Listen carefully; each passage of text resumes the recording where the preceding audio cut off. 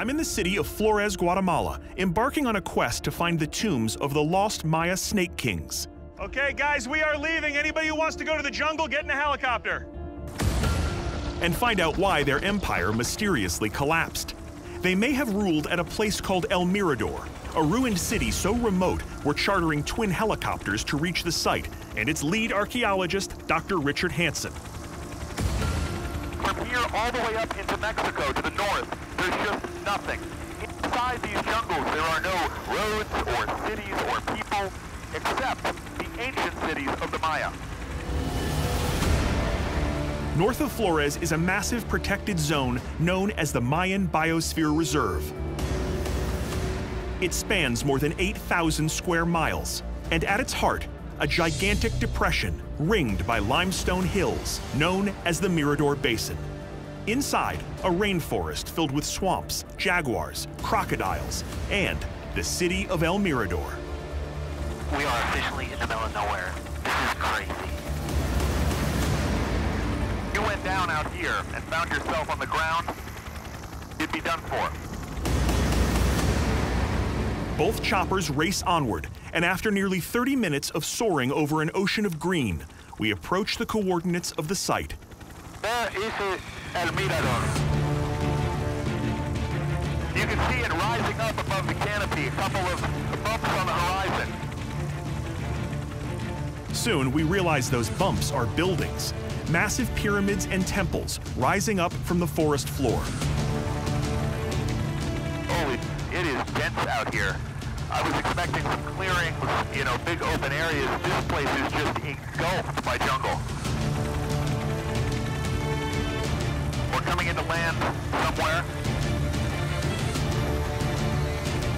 Really small pad. Look at this. They just carved out a really tiny area to get a helicopter down. Okay, going in. There's no room for error here as the pilot descends into the rough clearing. Touchdown. Thanks, buddy. Okay, here we go! Once we're on the ground, the second helicopter follows us in. We unload our gear, and moments later, the choppers quickly depart for the safety of Flores, leaving us feeling very, very stranded. But at least we're not alone. We're here to meet archaeologist Richard Hansen, who's somewhere in the jungles nearby. Where's Richard? In the camp. In the camp? In the camp, yeah. Okay, lead the way. The archaeologists have built a pretty huge, sprawling camp, all sorts of little bungalows and structures. You know, they're out here in such a remote area, they have to really build up their own little mini civilization here. These water systems catch the water for the roofs. And then with the pump for the filters to the kitchen. I continue to explore the camp, mess hall, and the crew finds the lab, which will serve as a makeshift tech room during our stay. Finally, I find Richard working in the archaeologist's natural habitat, the sifting station. Richard. Hi, Josh. How are you, man? Great. How you doing? You made it. You're a sight for sore eyes. Yeah, good to see you. No fatalities, I'm assuming. Not yet. I gotta tell you, man, I've been to a lot of dig sites. You guys are pretty hardcore out here. Well, we're out in the boonies, as you can tell. How long have you been working out here? Well, I've been out in this basin 37 years. So when you first arrived here in the late 70s, what was the conventional wisdom about this place? Well, all Maya sites were classic. Nobody in the pre-classic was building buildings like this. Right. At the time, the pre-classic Maya were hunters and gatherers. Right, so the assumption was this is from the Classic kind of period. classic period, the height of the empire, as it was thought, right. When did that idea start to change? We excavated, we started finding stuff like this. This pottery. This is pre-classic, about 150 AD. So you started to realize this pottery is from much earlier. I realized that maybe the model was wrong. The entire model for the evolution of Maya civilization was not correct. So this place flourished 1,000 years earlier than anybody thought? That's right. So what we're looking at out here, essentially, the cradle of Maya civilization. How much do we know about the rulers of El Mirador? These snake kings, right? These kings, they weren't just the King Tuts of the New World. These were the Ramses. The big guns. The big guys. And they're not buried in some little hole somewhere. Now, none of these royal tombs have ever been found. No. never. Do you think those royal tombs are here? We have a strong suspicion they are. And these tombs, if they're found, will be loaded. Really? Yeah. All right, well, let's get into it. Let's go. Let's go find them. El Mirador is a big place. To get around, Richard's team uses ATVs on hand-cut trails. So all of this is part of the site? All this is part of the city of El Mirador, Josh. And is this natural here? Oh, no, these are pyramids.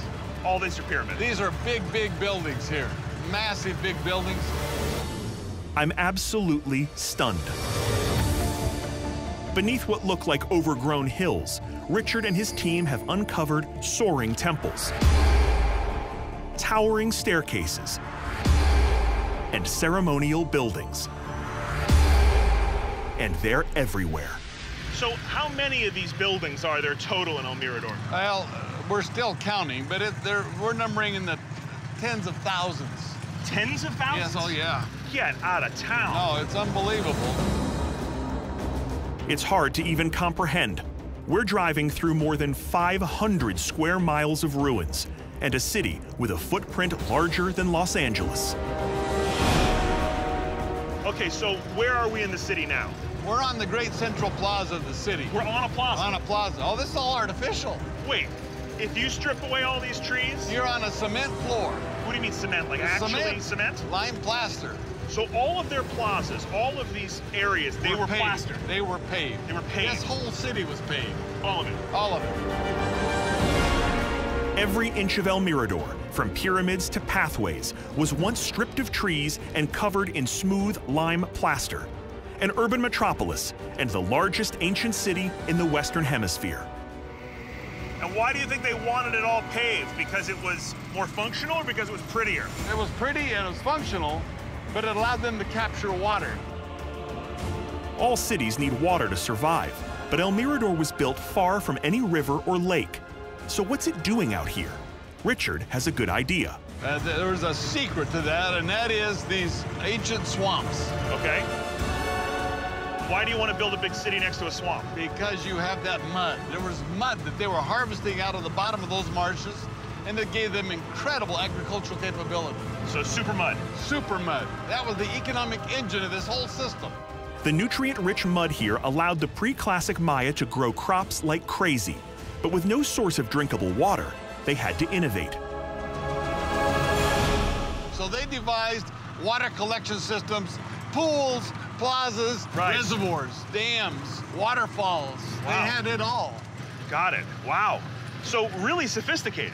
Oh, this is what launched them in the stratosphere economically and culturally. Right. They established an identity. They became the Snake Kingdom. And Richard believes he's uncovered physical evidence of the rulers of this kingdom, the Snake Kings themselves, and a possible clue that they could be buried nearby. Whoa! Are you kidding me? Look at this.